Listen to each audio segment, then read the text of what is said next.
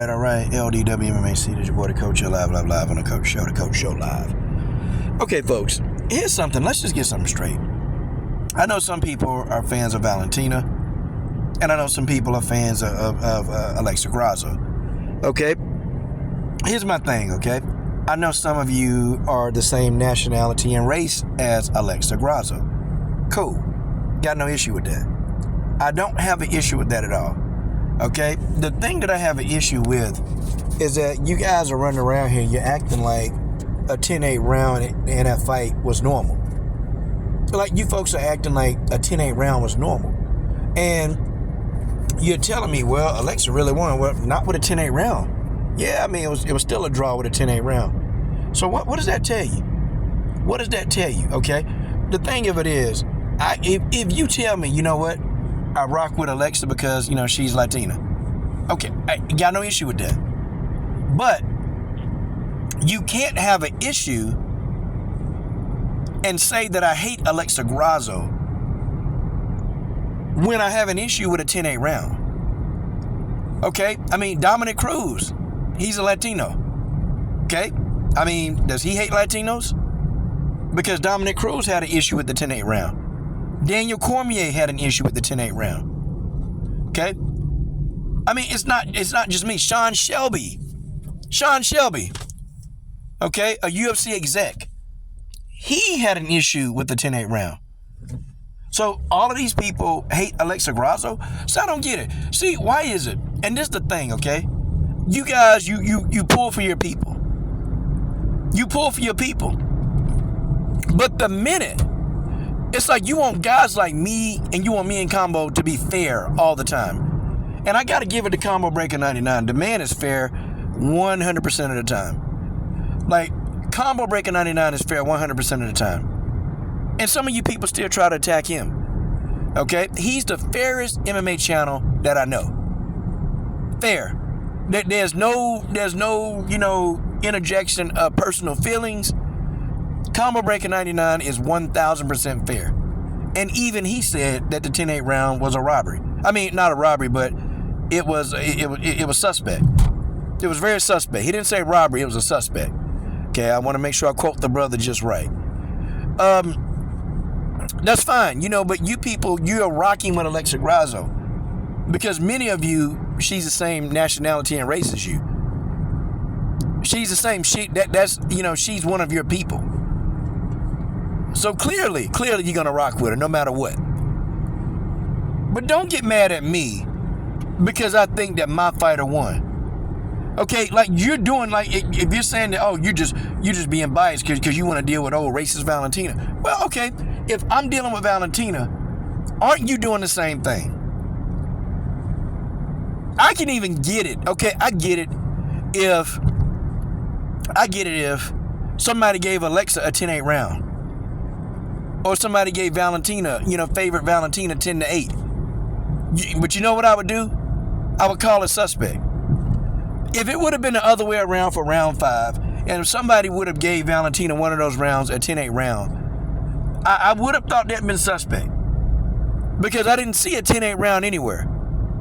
Okay? Me, I thought Valentina won round 1, 3, and 4. And in none of those rounds, 1, 3, and 4, did I see a 10-8 round. I didn't see a 10-8 round. I mean, I didn't. But if one of the judges would have made a 10-8 round off of one of those rounds that Valentina I thought won, I would question it. Just like I'm questioning round 5. Alexa Grasso did not do enough to accumulate a 10-8 round. The scorecard said, and a 10-8 is egregious. It's absolutely egregious. Did I want Valentina to win? Yeah, I did. But I'm also looking at the 10-8 round. Okay? How? How do you have a 10-8 round? Now, I mean, do I start really believing Valentina? I'm almost starting to believe it. Like, damn, you know? I'm almost starting to believe it. And, you know, I'm sitting here and I'm looking at Grasso's face. Like, Grasso wore the damage on her face. I thought Valentina had some damage on her face, some. But Alexa Grasso wore that damage. I mean, I'm serious. Like, Grasso, you can see that, she was leaking. Come on, man. A 10-8 round? Where? Like, where did Grasso deserve a 10-8 round? It just, I can't see that. And for that judge to assume that, that's a whole ass judge for that. That judge is a hoe for that. Okay, there's no way. And if it had been 10-9, yeah, Valentina would have won. Okay, had it been 10-9, what it was supposed to be, she would have won. I mean, can any of you justify a 10-8 round? If you can justify that, then okay, I can change my view. But I don't justify it. I don't believe that 10-8 round was valid. That 10-8 round was very suspect, okay? You can say what you want, okay? I don't know. Did we have a lot of cartel members in the audience? I mean, I don't know. But I do believe sort of something what Valentina was saying, look, we got to please the Mexican audience. We got to please, it's a hometown decision. If there's a trilogy with these two, which likely there may be a trilogy, and I'm going to tell you why it might be a trilogy.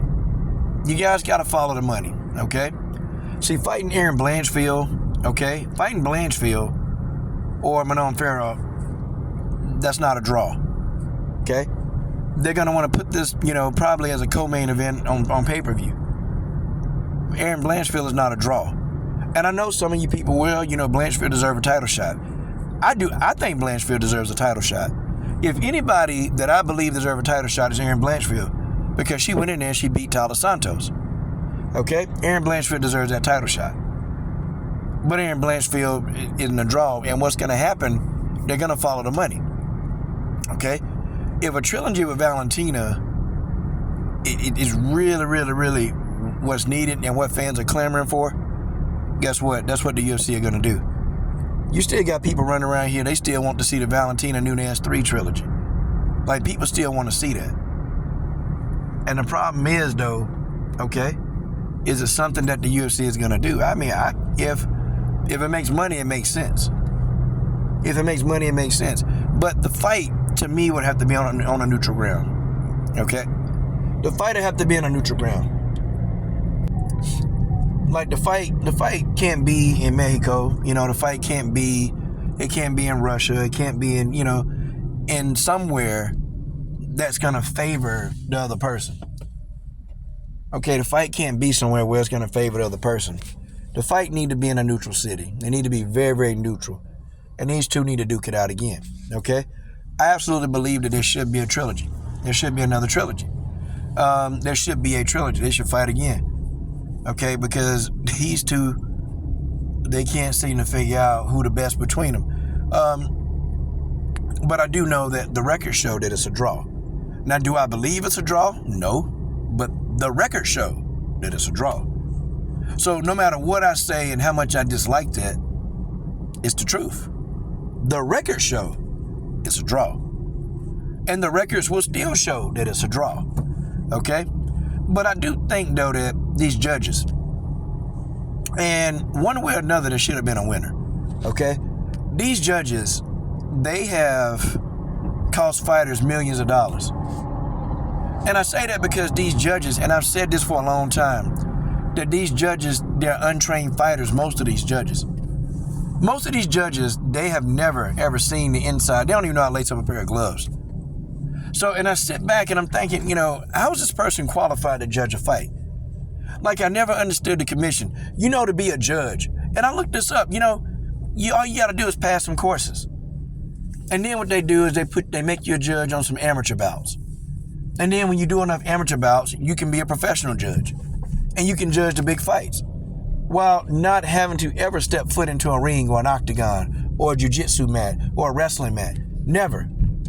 You never ever have to get on a mat. And I find it completely just asinine that somebody who's never had a fight, okay, or you're in there and you're judging trained fighters, that this is their life. This is what they do. This is how they eat. And you got somebody who don't even understand, like, they don't even understand grappling. They don't even understand ground control. They don't even understand, like, hey, you spend most of the round on the ground, but if you're spending a majority of the round on the ground, but you're submitting somebody, they don't even understand that you're winning that round. Like, we judges, are some of the most untrained people in MMA, by far. By far, judges are very, very untrained. They do not know what the hell they're looking at.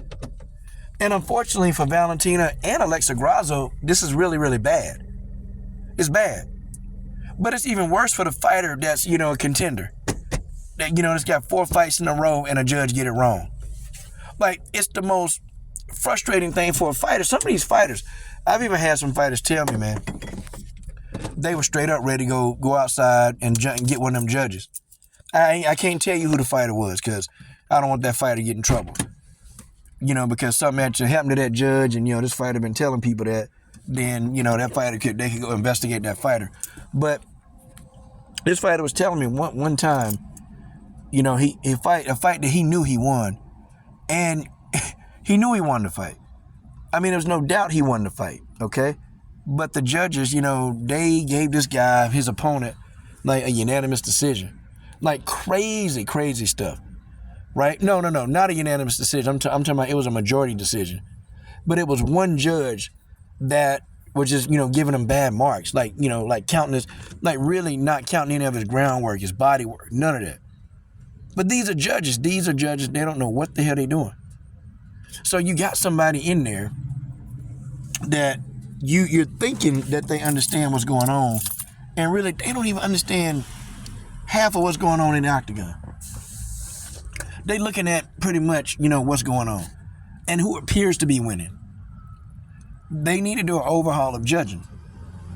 They need to do an overhaul. And I've always contended that a judge need to be former trainers, former fighters, okay? And I'd even venture out and say maybe even a referee could be a judge. Maybe, okay? I would venture out. But I don't think these untrained people should not be allowed to take courses, okay? Take a course, judge a couple of amateur bouts, and now all of a sudden you are a main event judge. And, you can easily be swayed. I mean, it need to be an overhaul, man. There need to be an overhaul, and something need to be done about the judging. Because the 10-8 round was it was dumb. It was dumb. And even when the guy, I can't remember who that man was last night, but he was trying to work his way out of a submission. And the guy, you could see he wasn't out, man. But then the damn judge, the referee went over there and stopped the fight. And the fight was a no contest. Like, what do you do? Like, you just cost this fighter. You literally cost this fighter future millions. Now, guess what he got to do? He got to work his way back up again to become a top contender. And in the process of that, you're not going to make the money you're supposed to make. Like, this is crazy. It's crazy. But I do felt like that this was a hometown decision. That's what I felt like. I had it 3-2 for Valentina. I did.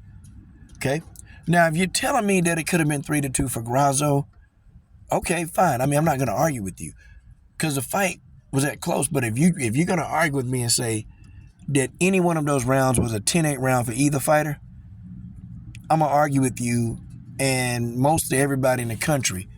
They're pretty much going to disagree with what you're saying. Congrats to Grasso, but congrats to Valentina. There will be a trilogy.